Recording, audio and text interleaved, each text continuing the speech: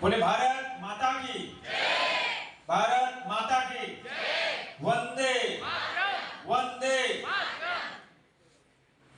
आज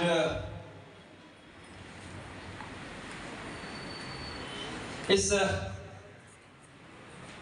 भारत उत्सव के इस कार्यक्रम में नेहरू युवा केंद्र के द्वारा जिला उत्सव, जहां एक और हमें कह सकते हैं कि आजादी का अमृत महोत्सव, और ये आजादी का अमृत महोत्सव जब हम आजादी के 100 साल मनाएंगे और इस 100 साल बनने तक हम देश को एक ऐसे राष्ट्र के विकसित करें कि जब 100 साल पूरे हो तो दुनिया का सबसे विकसित, सबसे सशक्त राष्ट्र हो। और उस निमित्त आज इस कार्यक्रम में हम सब के आदरणीय स्वामी जी, भवेशानंद जी, हमारे छोटे भाई विधायक समरी जी, ब्रजेश भाई, इस यूनिवर्सिटी के डीन साहब, एसपी सिंह जी, भाई तो बहनों, भारत की आबादी पहले हमको बोलते थे आज से 15 दिन पहले 125 करोड़ देशवासी, अब बदल गया, अब 143 करोड़ देशवासी। तो 143 करोड़ देशवासी, और उसमें सबसे बड़ी खासियत ऐसी कि 68% लोग 35 साल के नीचे और 36% लोग ऐसे जिनकी आयु 28 वर्ष के नीचे। माने दुनिया का जो सबसे युवा देश है दुनिया का, वो है भारत। और जिसको जनसंख्या में पिछाड़ के आगे बढ़े हैं चाइना, वो बूढ़ा देश है, वो बुजुर्गों का देश है। दुनिया में सबसे ज्यादा वृद्ध चाइना में है, और इसीलिए दुनिया आज भारत की ओर देख रही है। दुनिया में और विशेषकर चाइना के अंदर जो बड़े बड़े उद्योग वहां से भाग रहे और मुख कर रहे हैं भारत की ओर, कि युवा देश है। और उस देश का जो प्रधानमंत्री है, कोई 35 साल से का जो ऊर्जा होती है, 35-40 साल का ऊर्जा वाला प्रधानमंत्री कह सकते हैं। ऐसा प्रधानमंत्री न कभी थकता है, ऐसा प्रधानमंत्री न कभी रुकता है, ऐसा प्रधानमंत्री कि देश को और देश में जो भ्रष्टाचारी हैं उनको सोने भी नहीं देता। इसीलिए इस 15 अगस्त लाल किले के प्राचीर से प्रधानमंत्री नरेंद्र मोदी ने कहा था कि यह वर्ष भ्रष्टाचार पे प्रहार करने वाला वर्ष। आप रोजाना अखबार देखो कि भैया हंसने वाली बात नहीं है। रोजाना अखबार देखो, एक से एक पहुंच वाले लोग, एक से एक संपन्न लोग, एक से एक ऐसे लोग जो शासन के प्रमुख रहे हैं, जो भ्रष्टाचार में लिप्त हैं, वो छूट नहीं गए। और अभी 25 दिन पहले जब सीबीआई के हेडक्वार्टर में जब उत्सव मन रहा था, देश भर के सीबीआई के अफसर मौजूद थे, वहां प्रधानमंत्री ने कहा, ताकतवर से ताकतवर चाहे नेता हो चाहे कोई अफसर हो, किसी को बख्शा नहीं जाना चाहिए। अगर आप भ्रष्टाचार में लिप्त हो तो उस पर कार्रवाई करो। कोई पैरवी और किसी प्रकार का दबाव आप पे नहीं आएगा। ये ऐसा देश, अब उस देश के वासी आप युवा हो, और हम कह सकते हैं कि इस युवा देश में आपकी भूमिका भी बहुत अहम हो जाएगी, क्योंकि आने वाला भविष्य आप हो, आने वाले दिन के शासनकर्ता आप हो। और यह समय जिस एज ग्रुप में आप हो, वह एज ग्रुप ऐसा होता है कि वो भारत को बनाने के लिए अपने कैरियर ओरिएंटेड भी होते हैं बच्चे, कि हमको अपना कैरियर भी बनाना है। कैरियर तो बनाना है, देश का भी कैरियर बनाना है। देश का कैरियर बनेगा तो स्वतः ही आपका भी कैरियर बनेगा। और इसलिए भारत आज वो पुराना भारत नहीं रहा, आज से 10 साल 15 साल वाला भारत नहीं रहा। पुराना भारत हाथ फैलाने वाला भारत था, पुराना भारत आंख चुराने वाला भारत था, पुराना भारत इंतजार करने वाला भारत था कि अमेरिका का राष्ट्रपति समय दे, रशिया का प्राइम मिनिस्टर समय दे तो हम मिलने जाएं। हम एक हफ्ता रुकते थे। और आज नया भारत है, ये दौड़ने वाला भारत है, ये दुनिया के संपन्न से संपन्न राष्ट्र, विकसित से विकसित राष्ट्र के राष्ट्राध्यक्ष से आंख मिलाने वाला भारत है। और अब तो ये दिल्ली वाला भारत बन गया है। लगभग 119 राष्ट्रों को, दुनिया के 119 राष्ट्रों को वैक्सीन हमने दी। हम पहले हथियार खरीदते थे, अब हथियार हम बेच रहे। पहले बमवर्षक विमान हम खरीदते थे, अब बमवर्षक विमान हम दे रहे।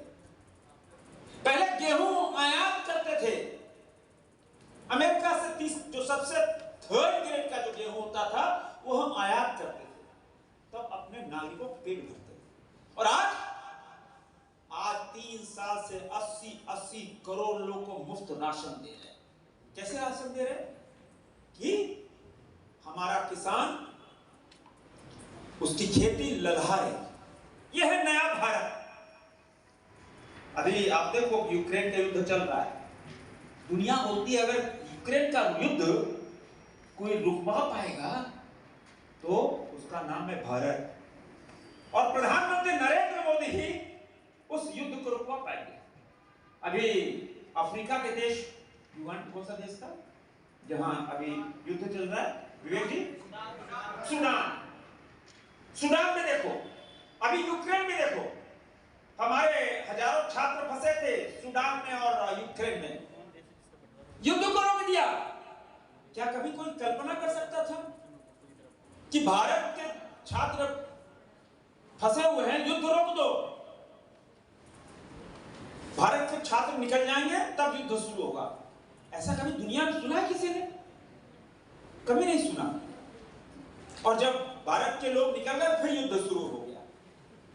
यह ताकत, और यह ताकत आप जैसे युवाओं के चलते, आप जैसे 68% युवाओं के चलते यह देश ताकत है। और हम ये कह सकते हैं कि हम हर क्षेत्र में, चाहे वो बेटी बचाओ, बेटी पढ़ाओ, बेटी बढ़ाओ का क्षेत्र हो, और आपको पता होगा आज से 4 साल पहले, मैं नाम भूल रहा हूं, भोपाल की एक बेटी थी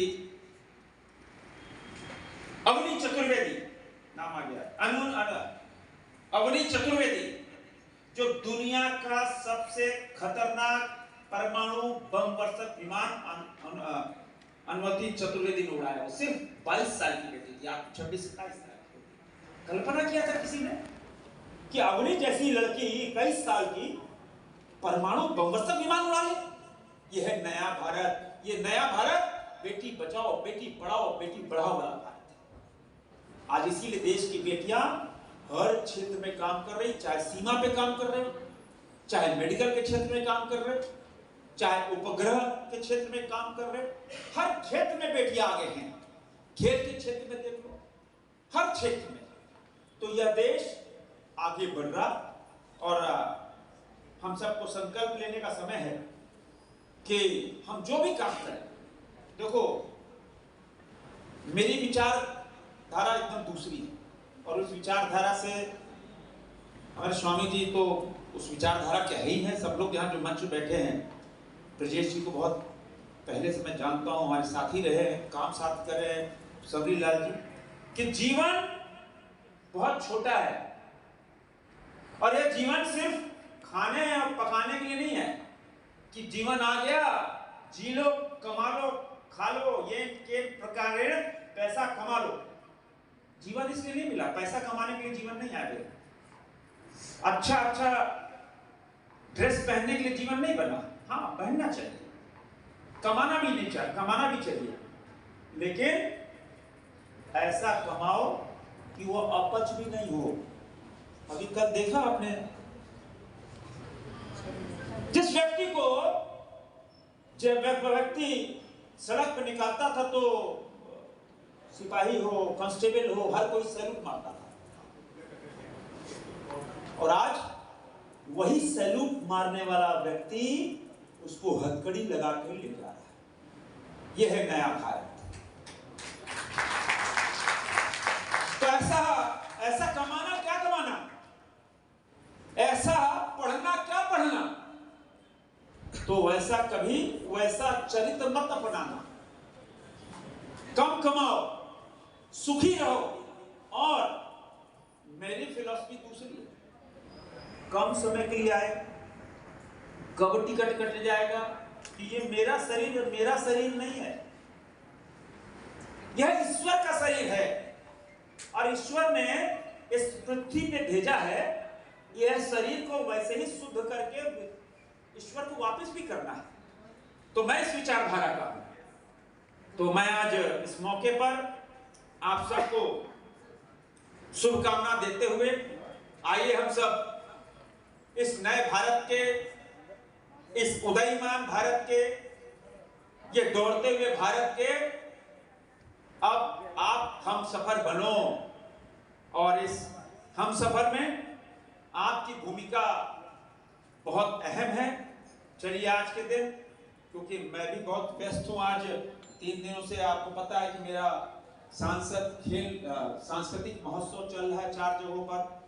मैं छोड़ के आया, आदेश का पालन किया कि स्वामी जी का आदेश हम नहीं जाएं तो हो ही नहीं सकता है, क्योंकि सांस्कृतिक महोत्सव आर्यभट्ट में चल रहा है, श्याम प्रसाद मुखर्जी सभागार में चल रहा है, आर्ट्रे हाउस में चल रहा है, और मयूरी CMPDI में चल रहा है। ऐसे 2683 कलाकार पूरे रांची लोकसभा से, माने 6 विधानसभा क्षेत्र से प्रतिभागी आ रहे हैं। कौन प्रतिभागी आए हैं?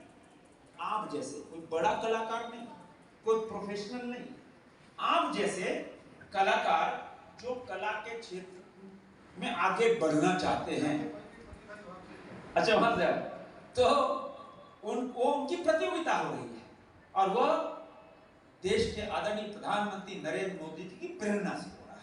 आइए आज मैं आपको शुभकामना देते हुए, और हम भी कह सकते हैं कि मेरा आशीर्वाद आपके साथ है।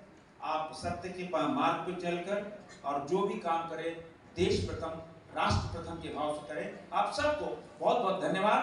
जय भारत, जय झारखंड।